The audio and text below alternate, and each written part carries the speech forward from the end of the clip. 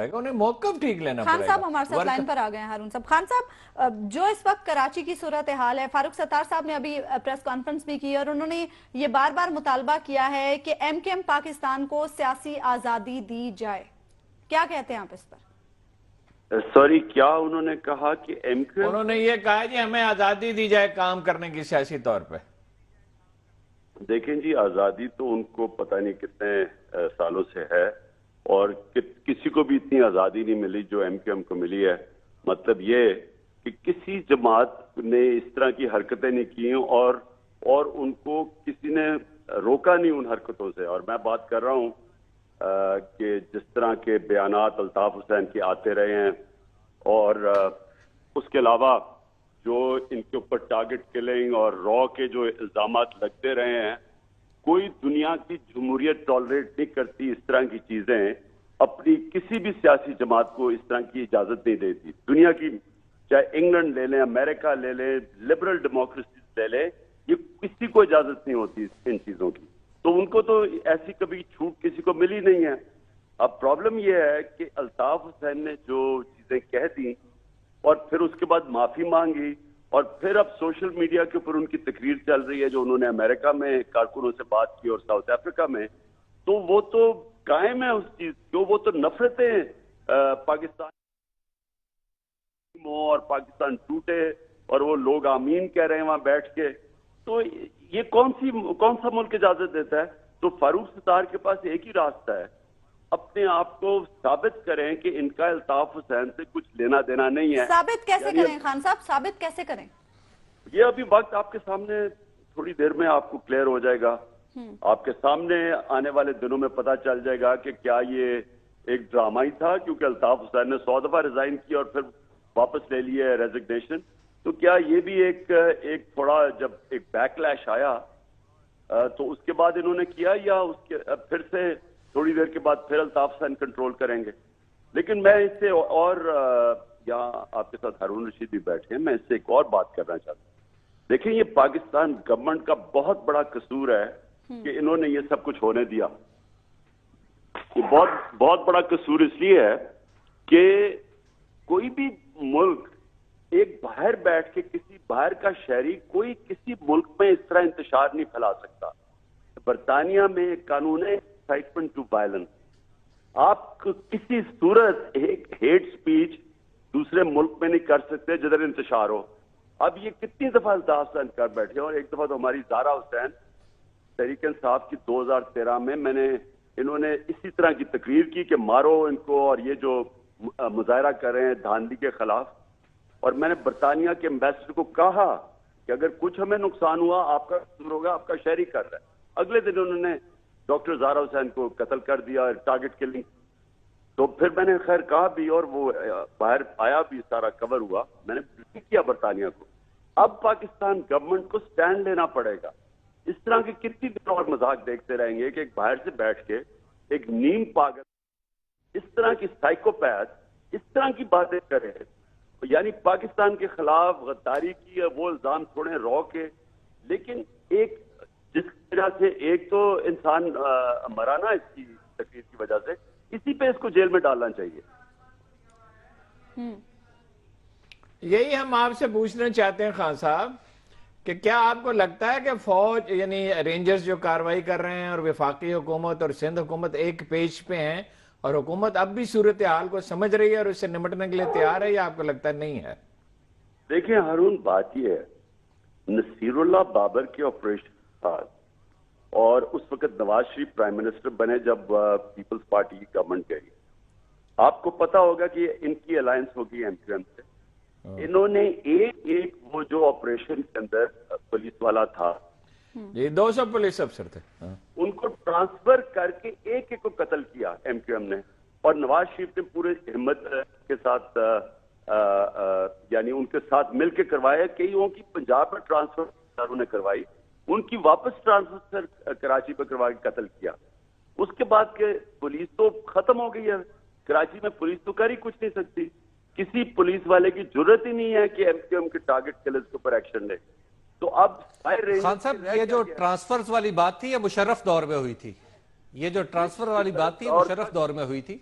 जो 97 से 99 तक तो फिर खुद उनका ऑपरेशन भी जारी था यहाँ पे। मैं आपको बताऊं जी, मुझे बड़ी अच्छी तरह याद है 97 में इनकी गवर्नमेंट आई और 96 में नसीरुल्लाह के बाबर ऑपरेशन के बाद इनके टारगेट किलर ऐसे भागे थे कि कराची में अमन आ गया था। उसके बाद जैसी 97 में इनकी गवर्नमेंट आई, उसके बाद इन्होंने इनकी अलायंस होगी एमक्यूएम के साथ, उसके बाद से कत्ल शुरू हुआ। मुशर्रफ के दौर तक कत्ल करते रहे इन्होंने। सवाए एक के सारे तकरीबन पुलिस ऑफिसर कत्ल कर दिए जो ऑपरेशन में थे। तो खान साहब, अब आपको क्या लगता है एमक्यूएम पाकिस्तान के साथ क्या होना चाहिए? लेकिन जी, एमक्यूएम को अपने आप को अल्ताफ हुसैन से अलग करना पड़ेगा। इसलिए करना पड़ेगा कि अल्ताफ हुसैन ने वो लाइन कई दफा की है, लेकिन इस बार लाइन क्रॉस की है। इस बारी दो इश्यूज हैं। एक तो उन्होंने जो पाकिस्तान के खिलाफ बातें की वो सारे पाकिस्तानियों ने सुनी। उसके बाद इन्होंने जो कि इनके उकसाने के एमक्यूएम के वर्कर्स को जो उन्होंने एक कत्ल हुआ और मीडिया हाउस को अटैक किया, ये है दहशतगर्दी। ये दहशत ही तो है कि आप मीडिया हाउसेस को मारें, जाके तोड़ फोड़ करें और लोग आपके मीडिया आपके खिलाफ बात ना कर सके या आपके मुतालिक बात करते हुए डरे। तो ये दहशत ही तो है। यही तो हिटलर की नाज़ी पार्टी करती थी। वो भी तो यही करते थे, जाके इंटेलेक्चुअल्स को मार देते थे और इन्होंने कितने लोगों को मारा है, तो वो भी यही करते थे। तो मेरा ख्याल है खान साहब, पुलिस अफसरों को तो उन्होंने भी कत्ल नहीं किया था। दूसरी बात यह, नवाज शरीफ साहब ने 50 करोड़ रुपए तावान भी अदा किया था। यानी एक तरह से स्टेट ने माजरत की थी वजीर आजम की हैसियत से। उन्होंने स्टेट की तरफ से पैसे दिए और 5 टेररिस्ट उनके रिहा भी किए थे। लेकिन अब हम ताज़ा सूरत हाल पे आते हैं। ये सवाल बार बार अल्ताफ हुसैन की उस तकरीर के बाद उठाया जा रहा है कि लोग पीटीआई की तरफ गए और 9 लाख वोट उन्हें दिए, लेकिन उस हमायत को आप संभाल नहीं सके। आपको कोई रियलाइजेशन है कि आप उस खला को अगर पूरा करना चाहते हैं तो वहां तंजीम आपको बेहतर बनानी होगी?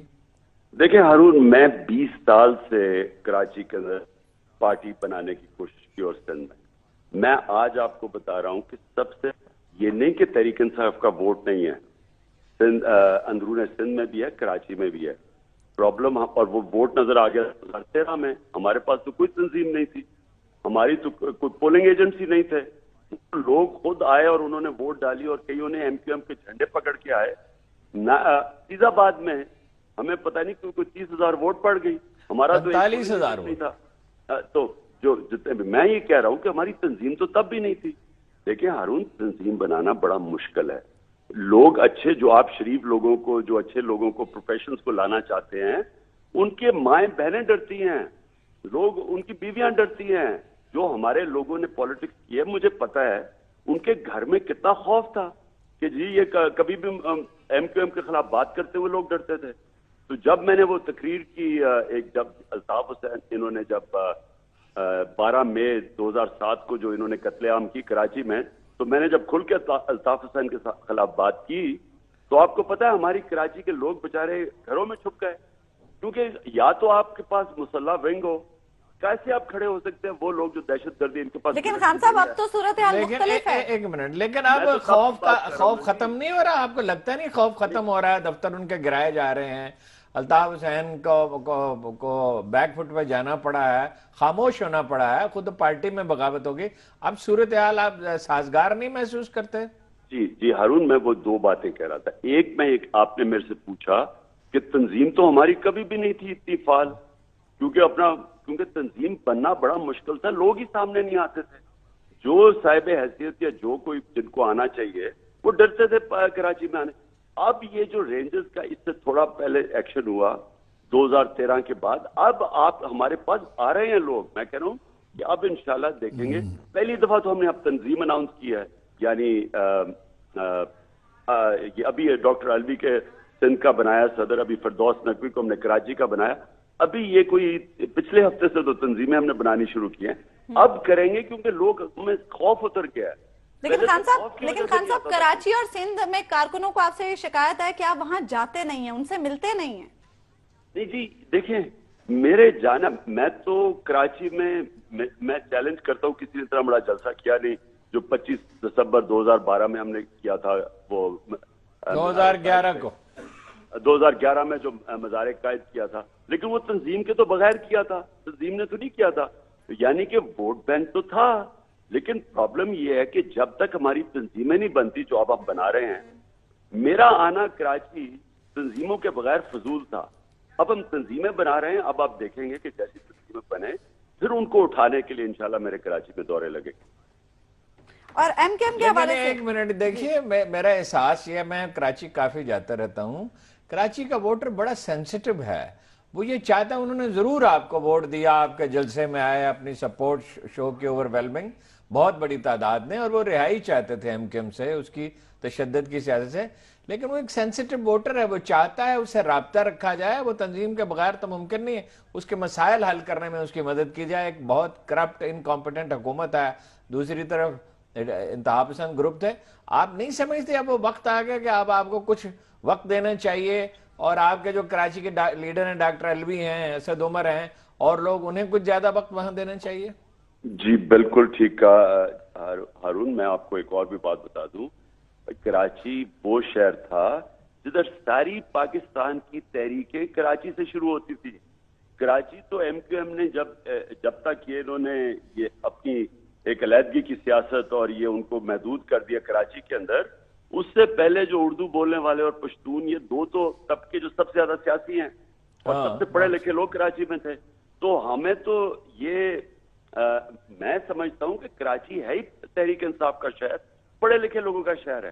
پرابلم ہمیں یہ ہے کہ ہماری تنظیمیں نہیں تھی، اور تنظیمیں بنانے میں نے آپ کو بتا دیا کیا پرابلمس تھے.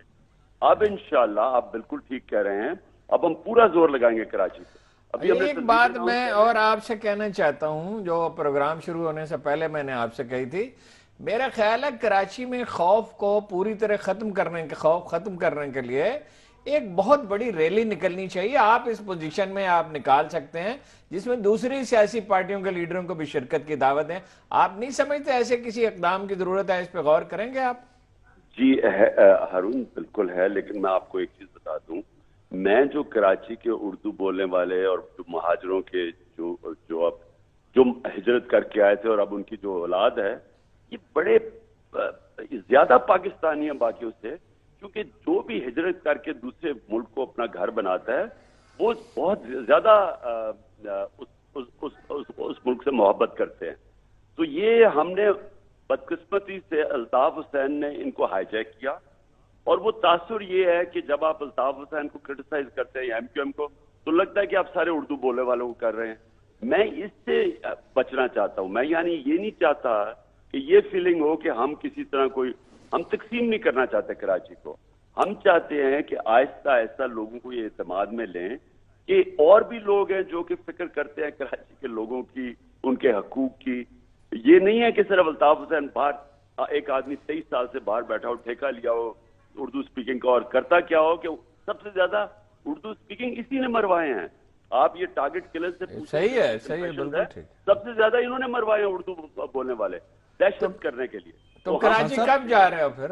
صاحب کراچی کب جا رہے ہو؟ صاحب کراچی سے ذرا ہٹ کے میں ایک سوال کرنا چاہ رہا ہوں. آپ کو جیلم میں کے جلسے پر الیکشن کمیشن آف پاکستان نے ایک نوٹس بھی جاری کیا ہے، تو کیا اس نوٹس کا آپ جواب بھی دیں گے؟ اور پھر ایک جیسے کہا جاتا ہے کہ قانون کی پاسداری، اس کا عمل تو آپ پر بھی واجب ہے. دیکھیں کوئی قانون میں کوئی عقل ہوتی ہے، کچھ سمجھ آنا چاہیے. قانون ایک پولیٹیکل، ایک اپوزیشن پارٹی کا لیڈر، اس کے سوائے منشور دینے کے اور ہے کیا دینے کے لیے جیلم کے لوگوں کو؟ میرے پاس اور کیا چیز ہے؟ میرے پاس فنڈز تو نہیں ہے. اب اگر میں اپنا منشور ہی نہ دے سکوں، مجھے بتائیں کس رنگ کی جمہوریت میں یہ کیا جاتا ہے؟ آپ منسٹر کو روکیں جس کے پاس فنڈز ہیں، پرائم منسٹر کو روکیں، لیکن ایک ایم پی، ایک ایم این اے کو جس کے پاس صرف پارٹی کے منشور بتانے کے لیے ہے، اگر جمہوریت میں منشور ہی نہیں بتا سکتا لوگوں کو، مجھے سمجھائیں کہ جمہوریت کیسی ہے. اور پھر میرے ایک دن جانے سے پہلے ہی ایک فیصلہ ہوتا ہے. وہاں ان کے سارے آپ وہاں گیسٹ ہاؤسز دیکھیں، نون لیگ کے MNAs, MPAs بھرے ہوئے ہیں.